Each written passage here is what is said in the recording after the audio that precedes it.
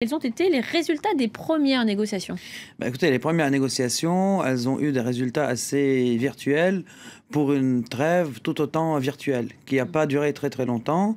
Elle a été effective dans quelques zones géographiques d'une manière très ponctuelle. Elle n'a pas tenu très longtemps à Alep, parce que, en tout cas, les belligérants sur le terrain, ils continuent le combat. Et les aides humanitaires peinent à arriver. Et les populations civiles des deux côtés, et j'insiste sur cela, payent encore le prix cher, malgré les annonces donc positives et optimistes de la trêve. Les combats ont continué, le nombre de morts a continué à escalader, et les réfugiés, ils sont tout autant éparpillés partout dans le pays. Et les points de discorde sont toujours les mêmes. Quels sont-ils justement ces points de discorde? Écoutez, Qu'est-ce qui bloque? Voilà, il y a deux points de discorde très importants. C'est que pour les Russes, comme pour Damas, les opposants qui ont pris les armes sont des terroristes.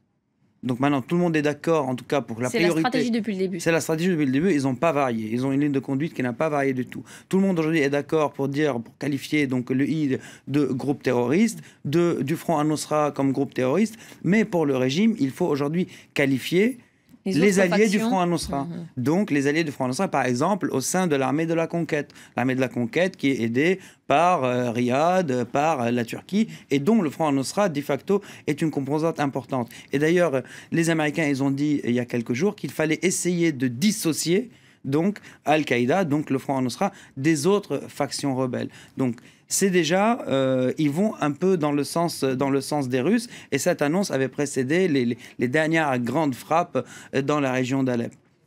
Wassim, il y a eu un échec à Genève, aujourd'hui à Vienne. À quoi peut-on s'attendre?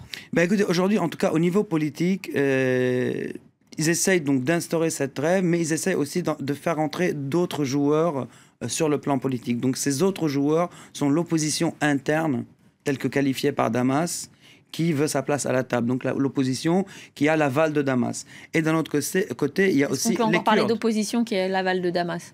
Pour eux, c'est une opposition politique qui n'a pas pris les armes, et donc pour eux, cette opposition est acceptable. En tout cas pour Damas et pour les Russes d'ailleurs. Et d'un autre côté, on a les factions kurdes. Les factions kurdes qui ont ouvert, donc on parle très précisément du YPG, qui est le bras du PKK en Syrie, qui ont ouvert des délégations en France et à Washington. Dernièrement, eux aussi, ils veulent leur place sur la table, et ils ont le soutien des Russes. Donc ça, c'est à prendre en considération, et les trêves qui ne vont pas, en tout cas, arrêter les opérations militaires sur le terrain contre les factions comme Front Al-Nosra et contre le I, sachant que, en ce qui concerne le Front Al-Nosra, il est vraiment imbriqué dans la mosaïque des rebelles, donc ça va être très difficile de les dissocier. Et dernière chose concernant les trêves, et quoi qu'il arrive, donc Damas et la Russie sortiront gagnants de ces trêves.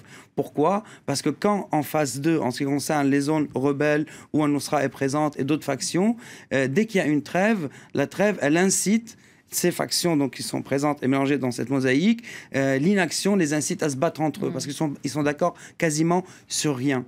Et on a vu ça dans la banlieue de Damas il y a encore quelques semaines. Dès qu'une trêve a été imposée, les factions rebelles, l'armée de l'islam et les autres commençaient à se battre. On a vu ça dans d'autres zones. Donc la stagnation fait que les rebelles vont se battre entre eux, et ça va les affaiblir politiquement. Et donc Damas, dans tous les cas, sortira gagnante de ce genre de trêve ponctuelle.